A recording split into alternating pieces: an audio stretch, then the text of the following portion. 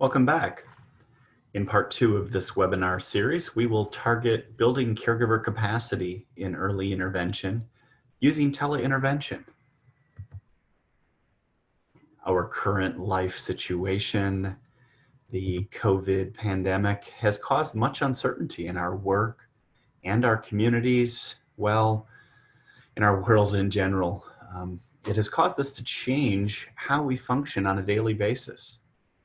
Specific to early intervention, we have transitioned services to tele-intervention.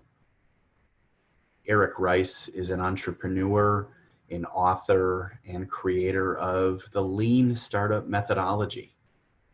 In many ways, our quick and dramatic shift to tele-intervention is similar to a business startup. A key theme in this methodology is that of pivot. It's a change in strategy without a change in our vision. Recently, we have all participated in provider training around the key principles of early intervention. These key principles embody our vision for early intervention, and these principles have been adopted by each of our national associations. So infants and toddlers learn best through everyday experiences and interactions with familiar people in familiar contexts. The primary role of us service providers in early intervention is to work with and support family members and caregivers in children's lives. The early intervention process from initial contacts through transition must be dynamic and individualized to reflect the child's and family members' preferences, learning styles, and cultural beliefs. IFSP outcomes must be functional and based on children's and families' needs and family identified priorities. The family priorities, needs, and interests are addressed most appropriately by a primary provider who represents and receives team and community support. So here's what not has changed.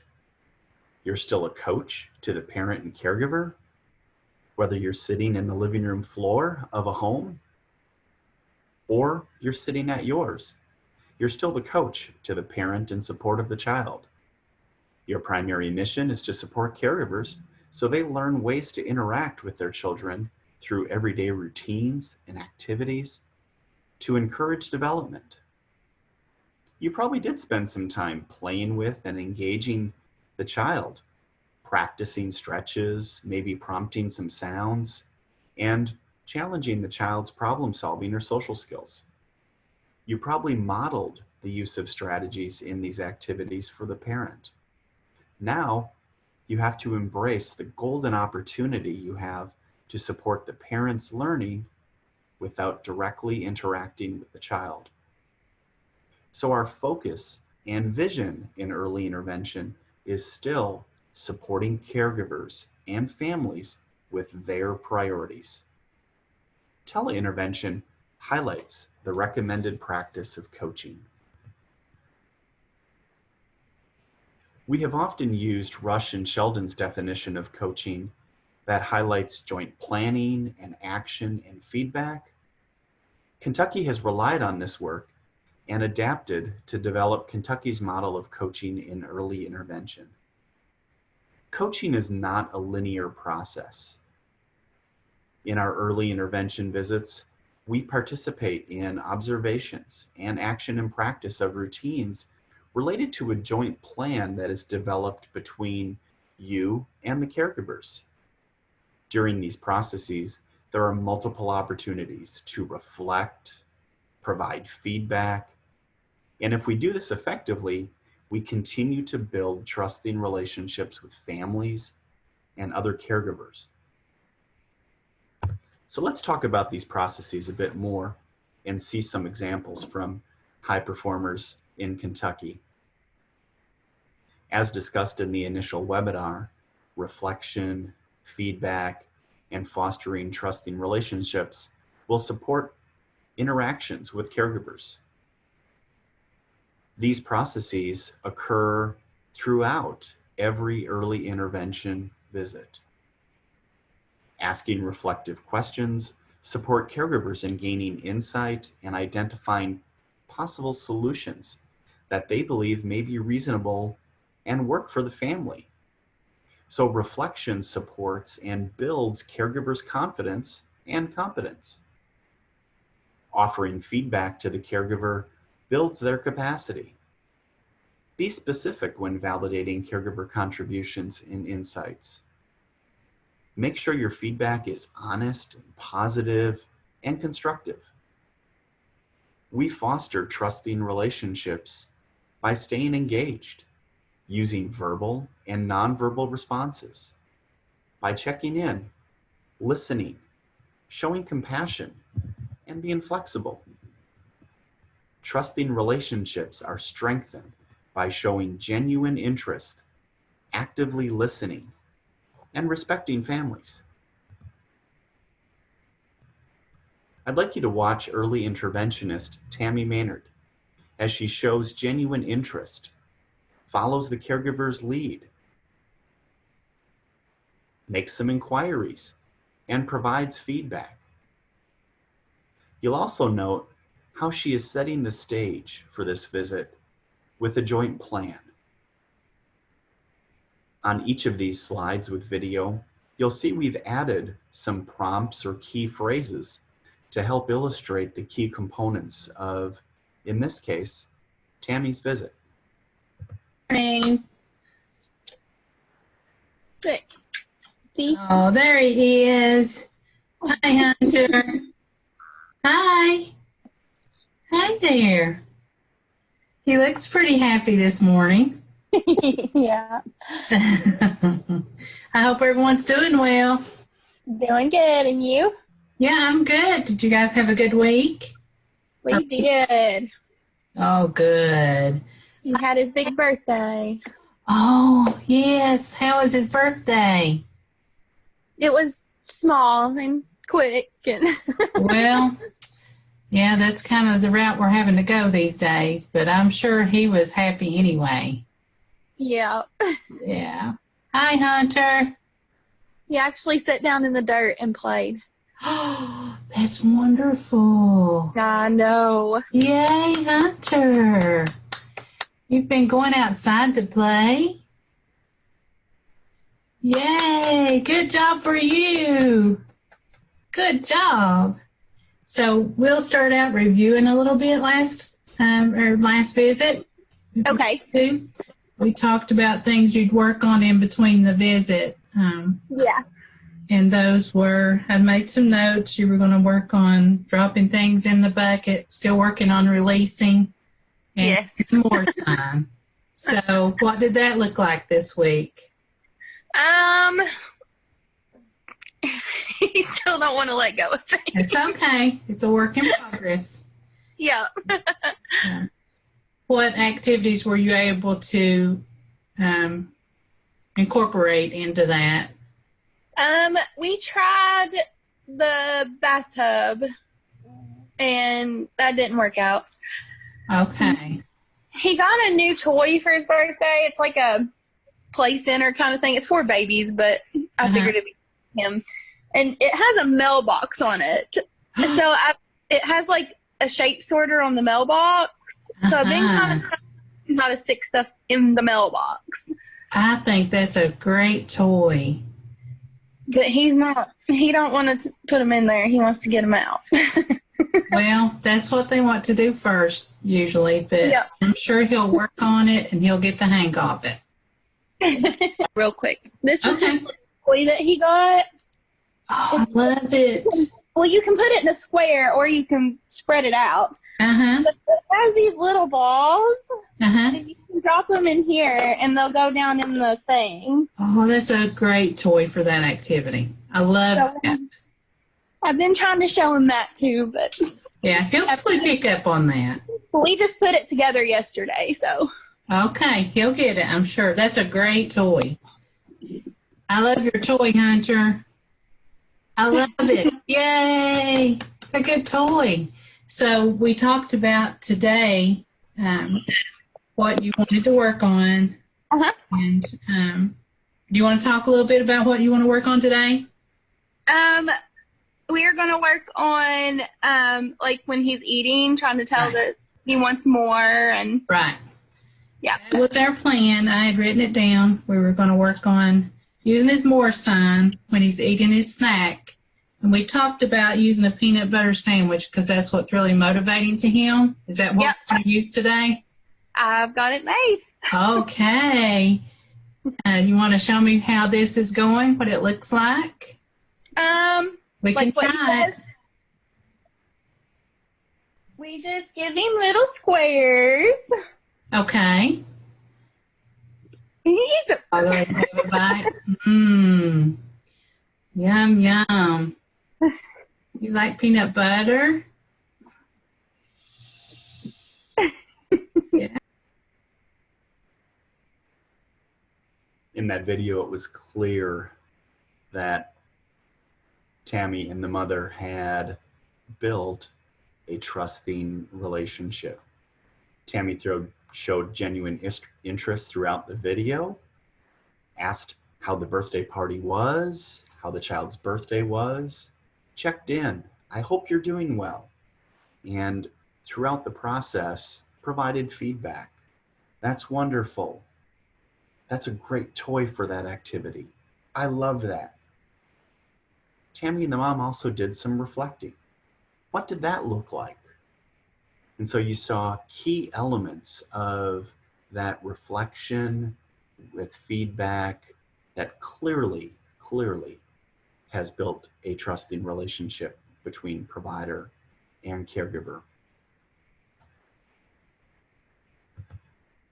We also saw that Tammy and the caregiver's intentions for their time together and between visits were thoroughly planned.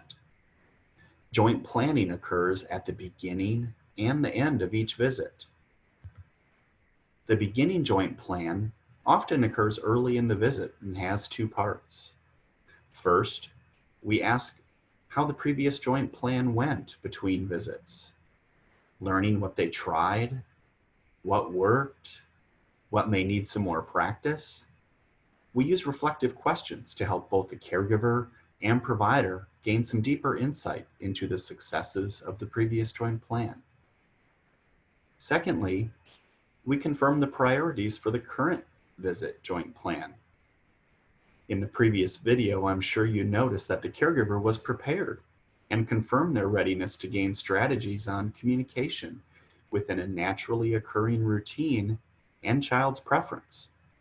That peanut butter sandwich is pretty motivating. These were clearly agreed upon during the last visit. Once the current joint plan is confirmed, the direction and focus for the session is established.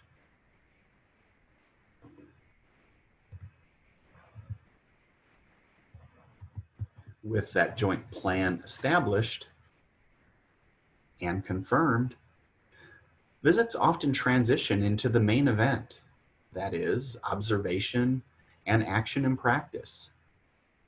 Observation, based on the caregiver's priorities, we observe children and the child and caregiver interactions in everyday activities, routines, to support the caregiver in processing, in problem solving, and exploring helpful strategies. Posing reflective questions supports the caregiver in gaining insights on how the strategies are working or if they need modifications. This naturally leads into action and practice. Through observation, comprehensive information is gathered and used to design action practice routines. So action and practice is tied to caregiver priorities and ideas. You may work together to support the successes or refinement of a previous identified concern and activity, or transition to practicing new strategies within activities. Action practice is a platform for caregivers to practice and refine their prioritized ideas. Providers use modeling and prompting to enhance the caregiver's ideas. We all use verbal prompting. We hope you're reflecting and providing feedback to support the caregiver during and immediately after action and practice. It's this reflection and feedback that really supports the caregiver's learning and discovery. Now, we want you to watch a clip with another provider, Tracy Fowle, capturing opportunities to observe the caregiver and child while providing affirmative feedback. And I love the way the whole family is doing the singing, because that has helped him. It's not me doing it. It's Izzy and Daddy and everybody singing cleanup and the transition songs. Fantastic. Oh. What is this? All right, take them out. Take them out. Take them out. All right. Let's put them in. Put them in. Put them in. Put them in. Come on. Red. Yay! Good job. Here. Purple. Purple. Yay! Orange. Imitating the words. Fantastic. Purple. Oh, you got red. Oh, you want to do purple first? Come on, put them in. Yeah, I know. Weo. So, Jelana, how do you think we could carry this over? Because he loves this hedgehog, correct? How do you think, because he's imitating the words of the colors, how do you think we could do possibly, like, I don't know, do more like matching the colors or choosing the colors on request? That's one of the things I really liked about that mat. Mm-hmm. That bends. But yeah, I'm just going to have to start putting colors with objects. You say, like the duck is yellow, put the yellow duck on the yellow dot or something like that. Very good. I think that's a great idea, just to do a little bit of matching. Our next step up with the colors is a little bit of matching. I like it.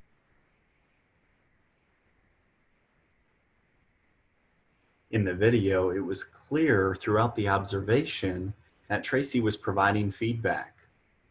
I love how the whole family is singing. That has helped him. That's fantastic.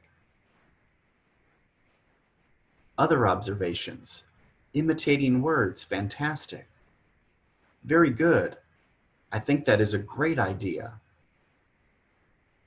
Just do a little bit of matching. That's our next step up with colors.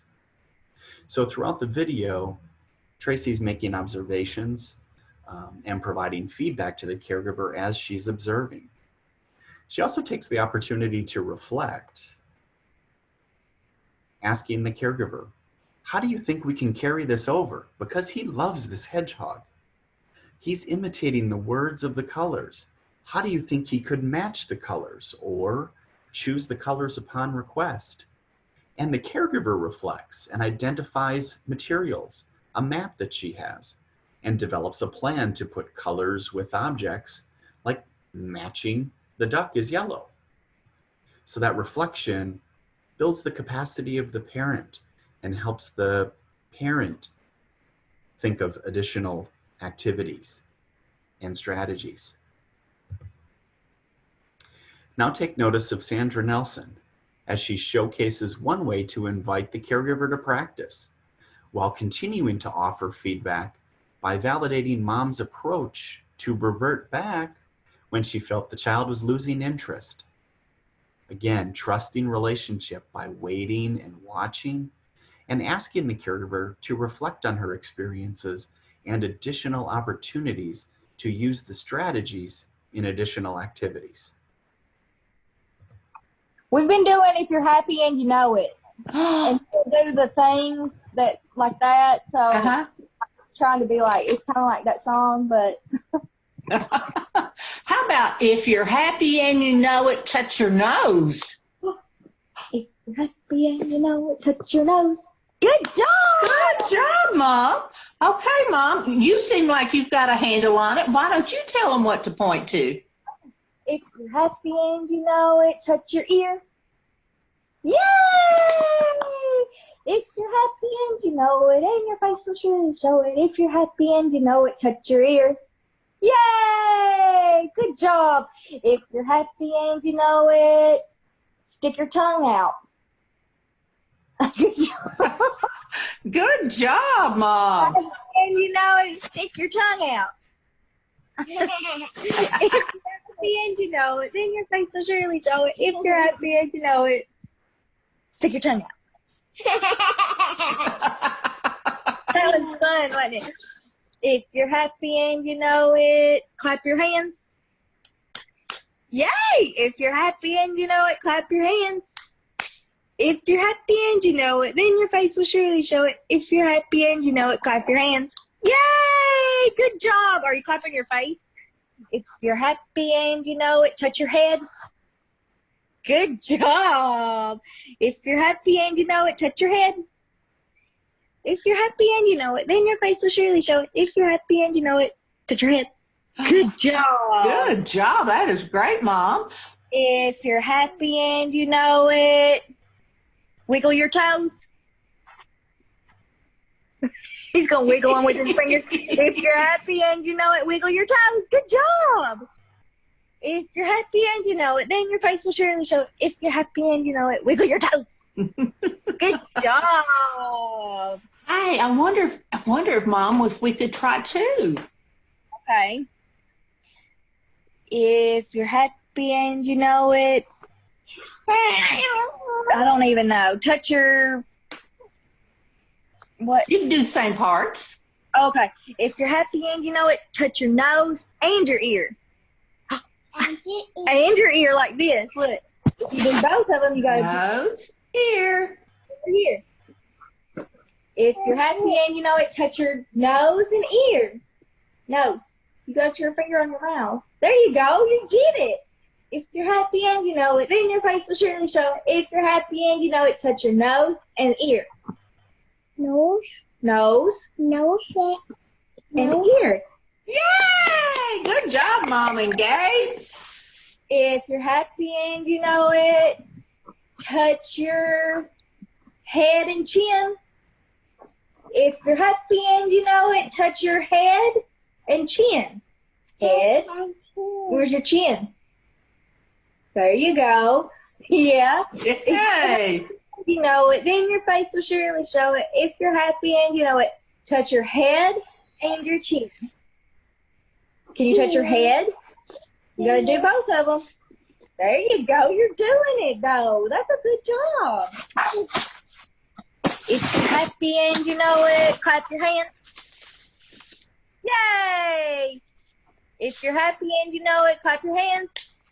If you're happy and you know it, then your face will surely show it. If you're happy and you know it, clap your hands. I had to do a one step because it was seeming like he was trying to like. That is awesome, Mom. I love the way you went back.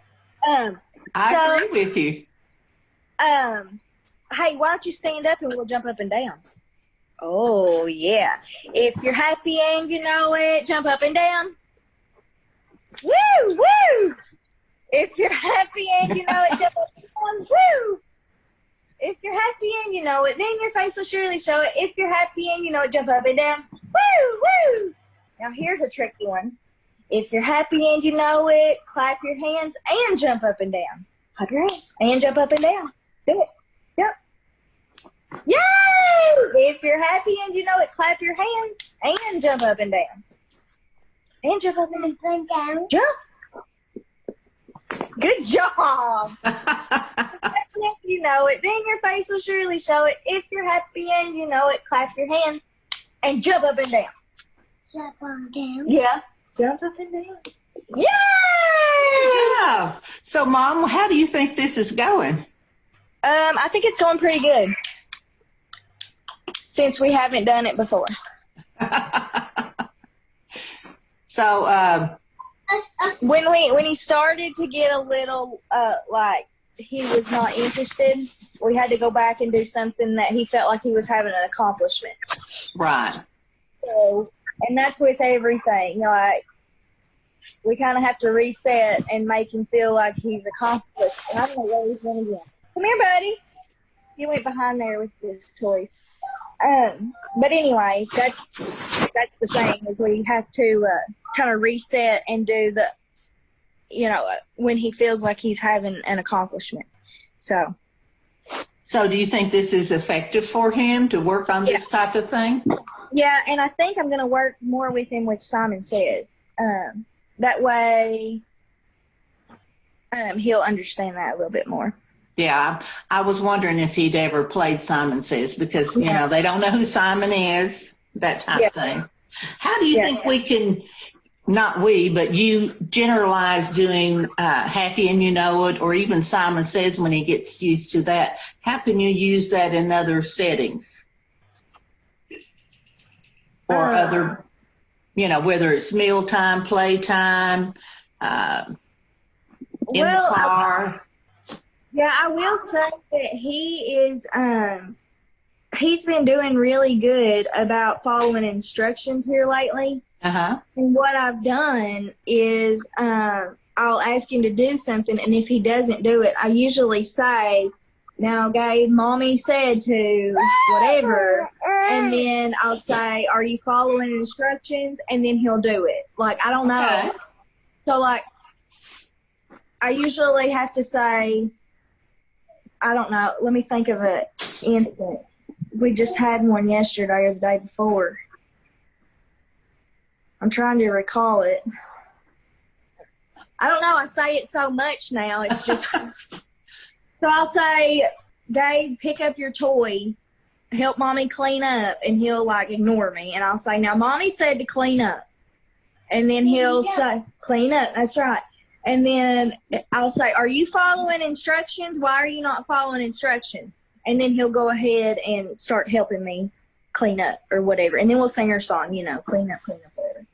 But, so we just, so I guess that I usually just tell him that we need to do it. I don't know. Well, I mean, still you're saying Mommy says, so I mean, that's still like a Simon Says type thing, or if you're happy and you know it, clap your hands. So you're still following that type of direction.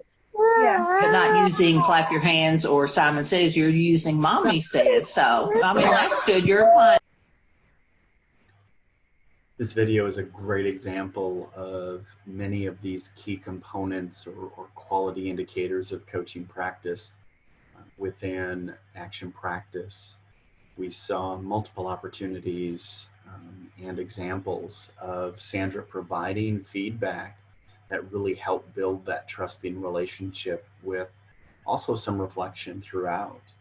In the beginning, she invited the mom to practice a play theme, provided some feedback. She waited and watched, good job, Mom. That's great, Mom, as Mom was going through, and then invited some expansion to that strategy. How could we expand that? How could we do this? Maybe we could try some additional body parts, and Mom and Sandra kind of problem solve through. Again, Sandra gives good feedback to the mom and Gabe. And when the play theme is over and that action practice routine is over, Mom explains why she reverted back to one-step directions. And this not only contributes to the conversation, but think about the process. The mom is driving, and the provider is giving feedback. I love the way you went back, Mom. I really agree with you. That too validates Mom, provides another opportunity for building trusting relationships. Sandra also checks in with Mom and offers a reflective opportunity and asks, how do you think this is going? And they have some additional conversation and reflect again. How can you use that in other settings like mealtime or playtime? In the car. Again, trying to build capacity. It's really a high-level skill to encourage families and help them build strategies that are successful to other routines and activities in their day. Like the beginning joint plan, the end joint plan also has two parts. First, what is important for the caregiver to focus on between visits? And then secondly, the caregiver prioritizes and plans the next visit. The two-part end to the joint plan establishes a mutually agreed upon direction moving forward. Both the caregiver and provider have a clear and detailed plan. These end joint plans will influence the direction for the next visit. So here's Tammy again. Let's watch as she concludes her visit with the end joint plan. Based on what we've practiced today, Mom, what would you like to work on between, for next week, like between our visits? I think I might get him in the high chair a little more and try to work more focused and see if I can get him to do some of these kind of activities. Okay, so working in the high chair and just now I want to keep working with his new toy too, where it has that mailbox and the balls and stuff. Okay.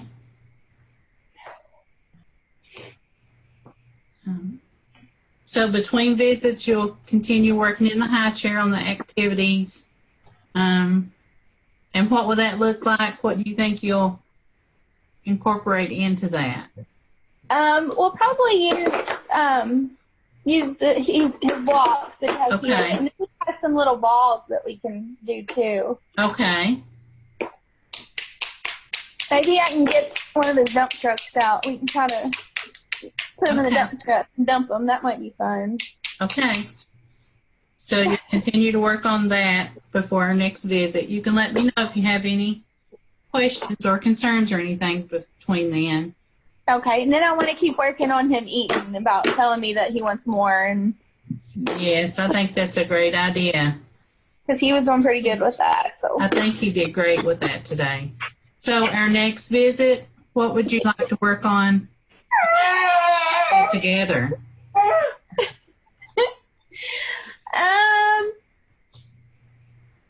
Whatever activity you'd like to practice, we can work on together. I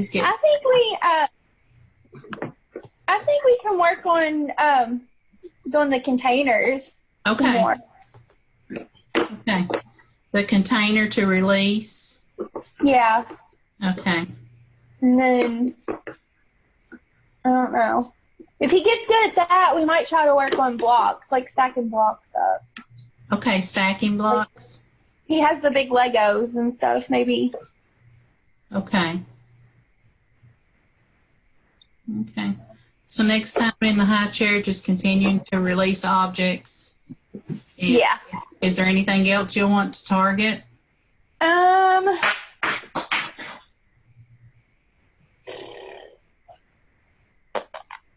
I don't know. That's okay. If you think of anything else, let me know. And you're ready.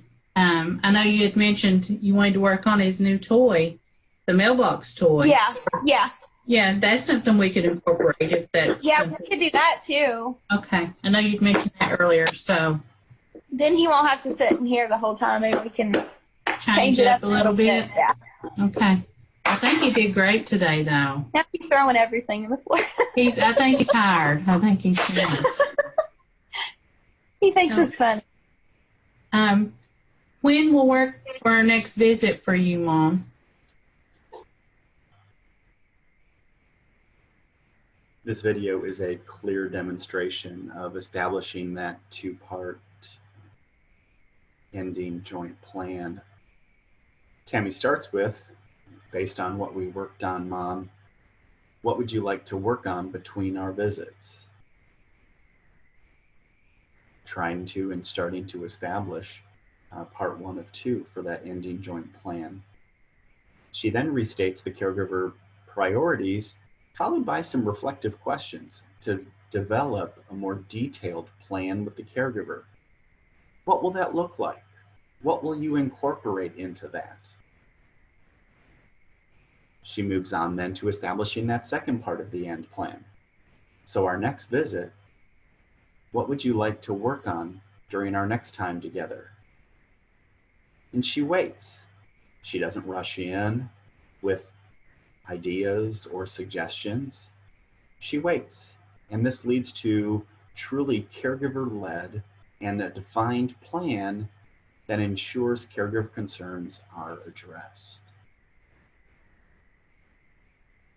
And in that next visit, as Mom said, she wanted to target the new toy a little bit. We see that this little guy is interacting with that new toy.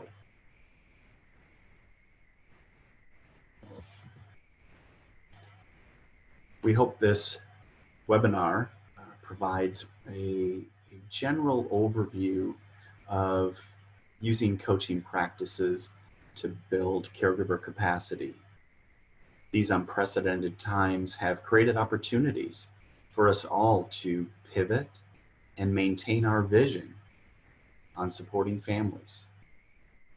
In early intervention, we continue to strive to facilitate positive outcomes for families with our mindful communication, supporting families during sessions, and fostering those trusting relationships. Feel free to email us with any questions about preparing for successful First Steps Tele-intervention visits at our service account, coaches@louisville.edu. We also want to take the time to acknowledge some initial coaching in early intervention training and mentorship program tele-intervention adopters. Tricia Bernard, Tammy Maynard, Sandra Nelson, Carrie Hall, Tracy Fowle, all have demonstrated fidelity to coaching practices using tele-intervention. We thank them for their effort and their support of children and families in Kentucky's early intervention system. Take care and be safe and well.